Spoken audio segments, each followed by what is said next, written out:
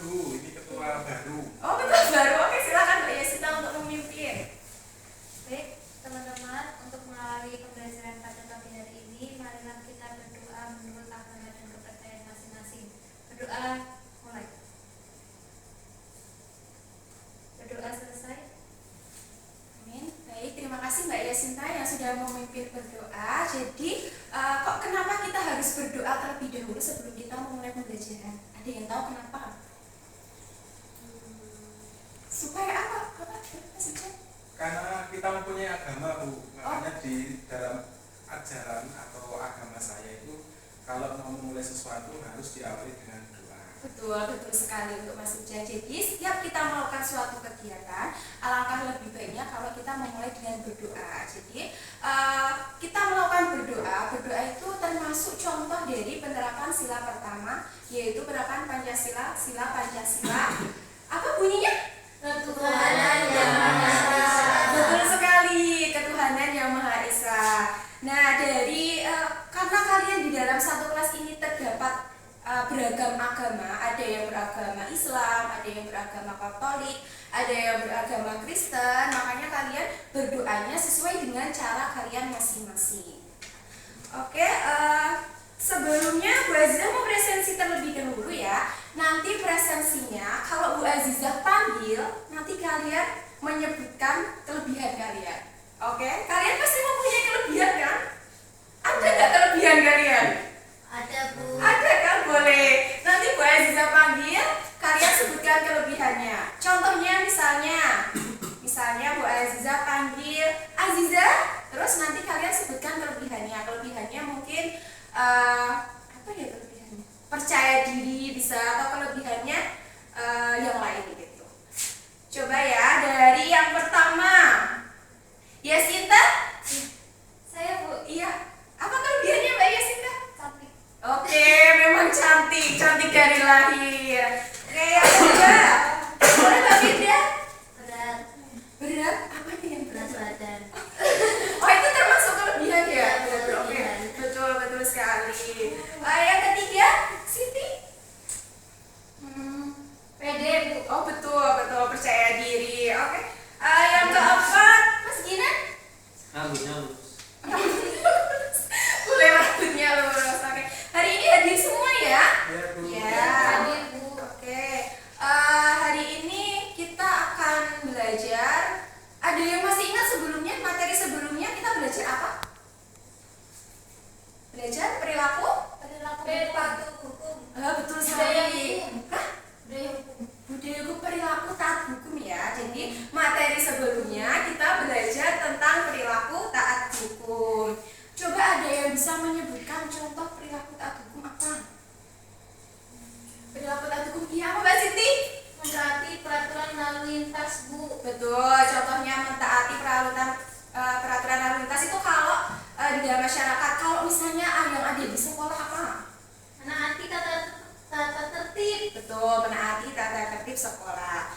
Nah, hari ini kita akan belajar terkait dengan pelanggaran hak dan pengingkaran kewajiban. Tapi sebelumnya, Bu Azza akan membagikan asesmen diagnostik kepada kalian supaya kalian dapat mengisinya. Ya. Jadi nanti asesmen diagnostik itu yang akan menentukan kelompok kalian. Ya. Coba silakan nanti. Oh iya, ketua kelasnya siapa?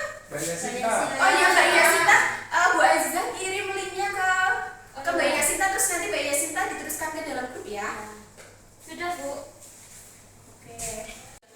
Baik, kalian sudah mengisi asesmen diagnostiknya. Selanjutnya, oh iya, terima kasih ya. Selanjutnya kita akan belajar terkait dengan kasus pelanggaran hak dan pengingkaran kewajiban. Tetapi sebelumnya Bu Azizah ingin tanya sama kalian, apa itu hak? Hak itu apa sih? Sesuatu yang harus sesuatu yang kita terima.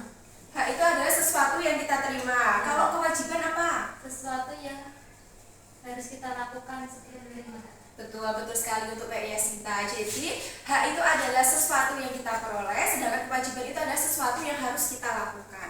Kalau kalau kalian contoh kewajiban kalian sebagai siswa di sekolah apa? Belajar Bu. Belajar, selain belajar. Mengerjakan PR, Bu. Mengerjakan PR. Nah, salah satu kewajiban kalian itu ada aturan yang seragam, ya kan? Nah, salah satu pakaian kalian yaitu ada batik. Betul? Ada batik. Biasanya batik dipakai di hari apa? Di hari Kamis. Nah, batik kalian tahu kan kalau batik itu adalah salah satu warisan budaya yang ada di Indonesia. Nah, selain dari batik ada apa lagi? Kalau salah satu melestarikan budaya biasanya di hari Kamis Pahing kalian pakai apa? Kebaya. Betul. Oh, pakai lurik. Dan kalian memakai semuanya atau ada yang tidak memakai? Ada yang nggak pakai. Kenapa kok nggak pakai itu? Katanya lupa, nggak baca grup. Oh, lupa nggak baca grup. Jadi bisa harus diingatkan supaya bisa memakai pakaian yang sesuai dengan aturan yang ditentukan. Untuk selanjutnya, ini ibu sudah menyiapkan. Jadi ibu sudah menyiapkan tentang kasus pelanggaran hak sama pengingkaran kewajiban. Nanti kalian boleh menentukan ini tuh termasuk pelanggaran hak atau pengingkaran kewajiban, ya.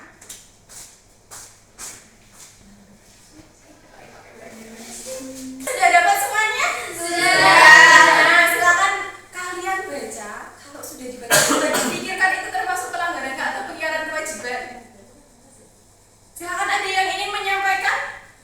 Boleh, silakan Mbak Rizka. Kasus saya tidak mau atau menghindari membayar pajak ini termasuk kasus pelanggaran kewajiban. Betul, alasannya kenapa kok termasuk pelanggaran kewajiban? Karena kita diwajibkan untuk membayar pajak. Oh, betul, karena kita diwajibkan untuk membayar pajak. Ada lagi?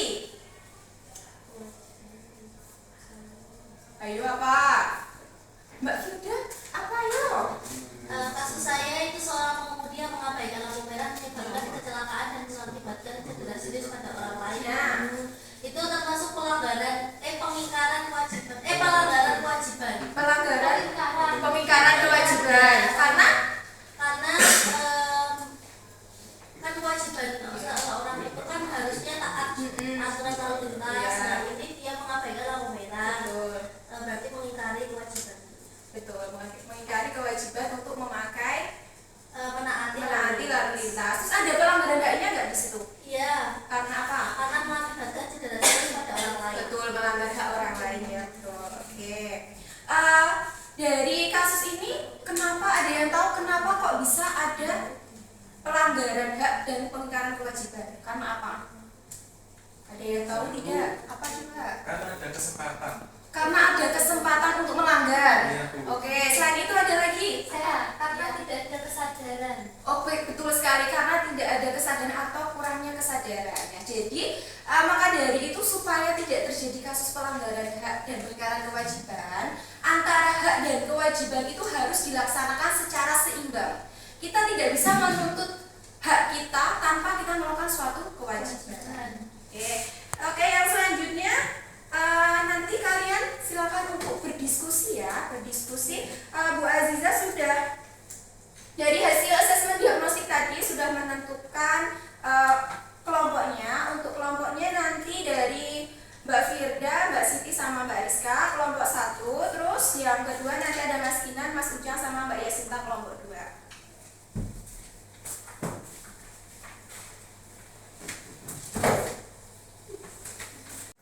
Nah, oke, dari setiap kelompok sudah memperoleh LKPD-nya ya? Ya, sudah. Ya. Nah, jadi ini Bu Aiza akan bagikan koran pada kalian.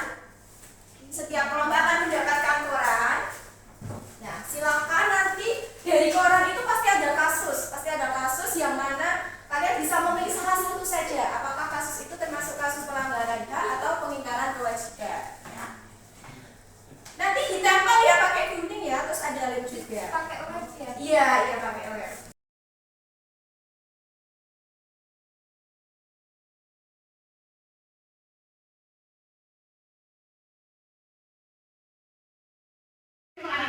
Iya.